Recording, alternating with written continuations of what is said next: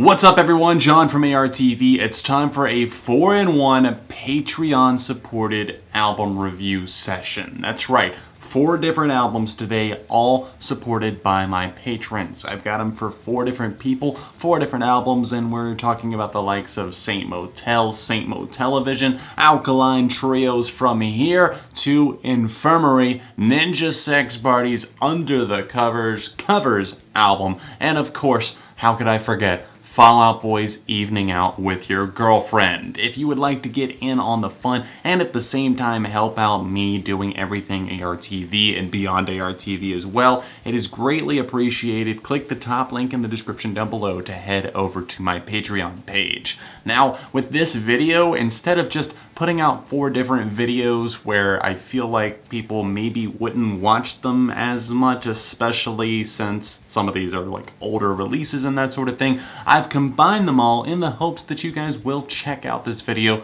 like it, and my patrons obviously get the video that they wanted at the same time. And with some of these releases, I'll have more to say than others. Some of them I just cannot find a ton to either praise or else take away from. So we will see. We will go through each one, and let's start it off with Saint Motel's Saintmotelivision.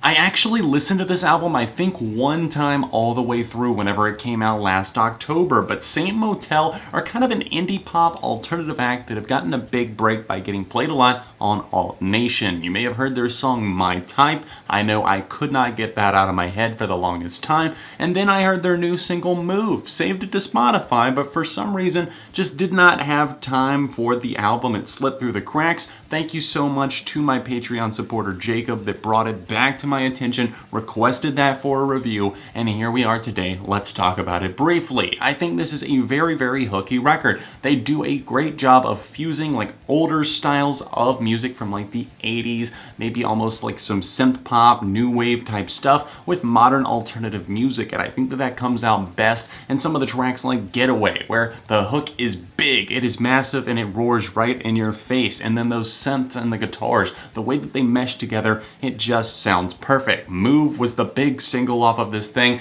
and I kind of love the claps and the shout, and it's a little bit out there, I guess, in terms of like what I would normally like in terms of like my alternative music, but at the same time, I can't deny that it is pretty much irresistible at this point. It comes up on shuffle, and I'm probably gonna give it a listen. It's been saved to my Spotify since last fall. There's some other good songs on this thing. While you're listening through, you might notice standouts like For Elise. Obviously, a relationship-motivated tune, but definitely a lot of power to it. And then Local Long-Distance Relationship, which I found to be very interesting, singing about someone seemingly in New York and then moving around. It's like they're not really in a long-distance relationship, but they're never in the same place at the same time, and I found it to be a really insightful tune that had some great music to go with it as well. It closes out on a few that I'm not as keen on. I think Slow Motion has definitely grown on me. The musicality of that one definitely won me over, but as far as Happy Accidents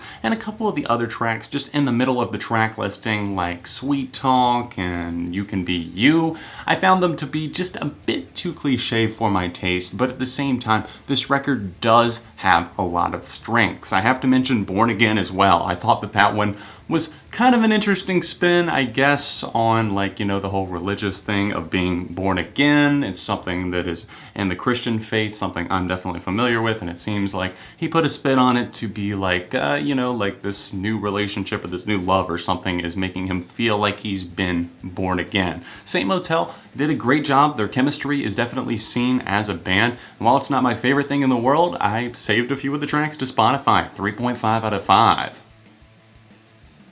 Up next, we have Ninja Sex Party, a band that I have never talked about before, kind of a comedy-based band, although this is not a comedy record, this is a covers album. This was requested by my patron, Andrew. Thanks for being a longtime supporter. He's gotten me to check out some bands that I'm not as familiar with, like They Might Be Giants, OK Go, Rush, and obviously there's a couple of Rush covers on this project here, and of course, Tupperware Remix Party, who are the backing band for this little album right here by Ninja Sex Party. Under the covers, there's a lot of 70s and 80s music being covered here. A couple of Rush songs, like I said, a-ha's Take On Me, another big one right there. Michael Jackson, Van Halen, Oingo Boingo, Genesis, The Outfield, the list goes on. And while listening through this project, I hear Ninja Sex Party in it, and I hear Tupperware Remix Party, considering I'm a little bit more familiar with them now since he had me previously cover one of their EPs for a Twitter review whenever he was pledging at the $10 per month level.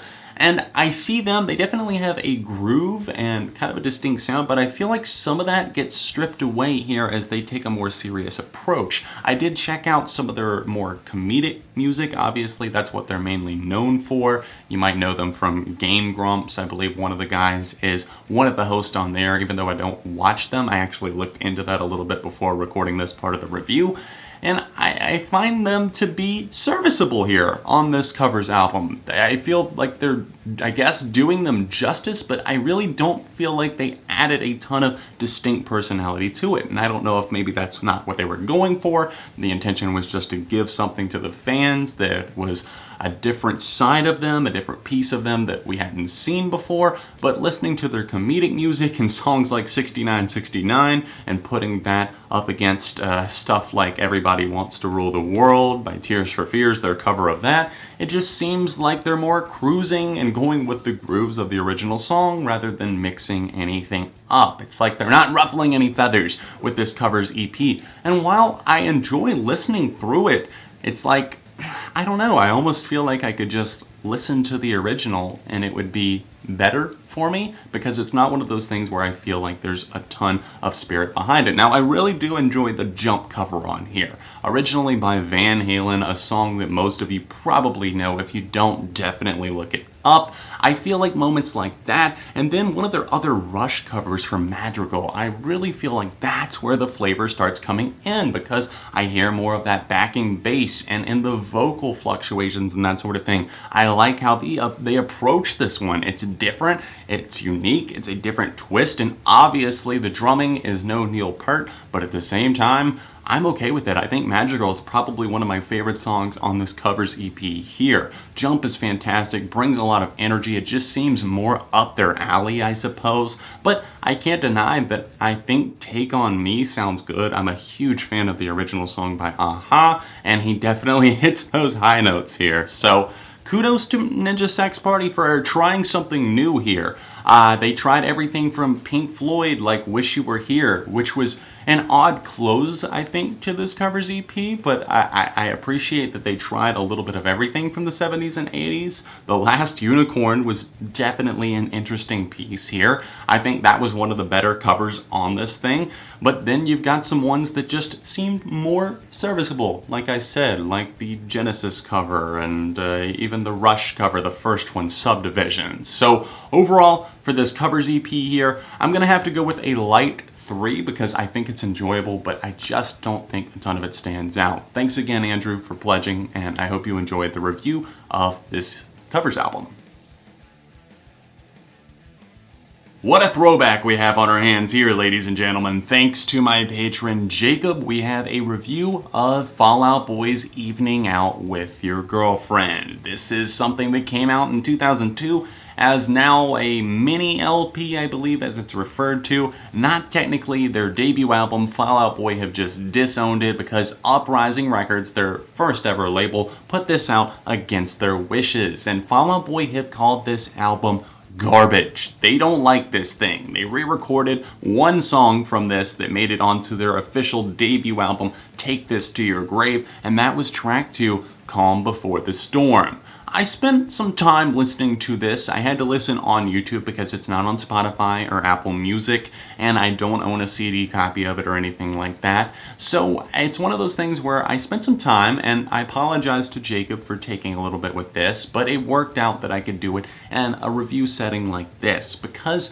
I don't have a ton of thoughts on it, but the ones that I do have are definitely conflicted. I don't think that it's hot garbage all the way through, but this is definitely a weak and kind of rough project as a whole. Some of these songs are just so repetitive. Patrick Stump just hadn't come into his own as a vocalist yet, and some of them are endearing as hell. It's like you can see that they were trying, but they recorded this over 2 days on a super low budget, and you can see that the shoestring budget is there because the production is messy. You can see that the label just wanted to get something out because they felt like they could capitalize on the pop punk image of these guys.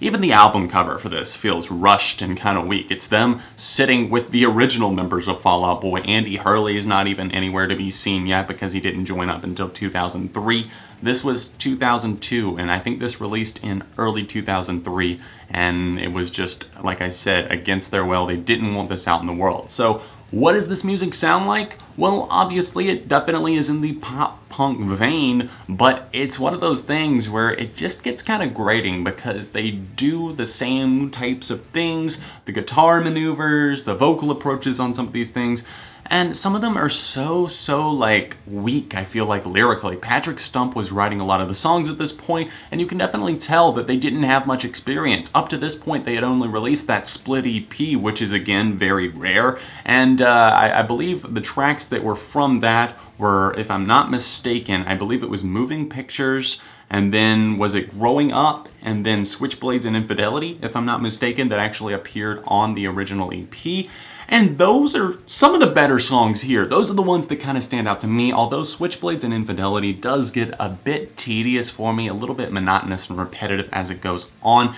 And then some of the other tracks that just stand out as having problems similar to that, Short, Fast, and Loud is probably the worst song that Fall Out Boy have ever done, at least in their like early day career between like 2001 to 2008 or something like that. This is probably among the worst of their songs. It's very annoying to me, especially as I've listened to this thing probably about 5 times in preparation for this review, and it doesn't get better with like repeated listens and that sort of thing. I think Growing Up is one of the cooler songs here, and this actually was included on their greatest hits album, Believers Never Die. That was my first exposure to it. It's the final track on that, and it's catchy. You can see that they were coming into their own with writing melodies, and the guitars here are definitely something that you can almost kind of reach out and touch. You can feel the future Fall Out Boy coming through right there. And then Moving Pictures has kind of some smart lyrical content to it, and that was one of the ones that was on the original EP there. So definitely kudos to them for tracks like that.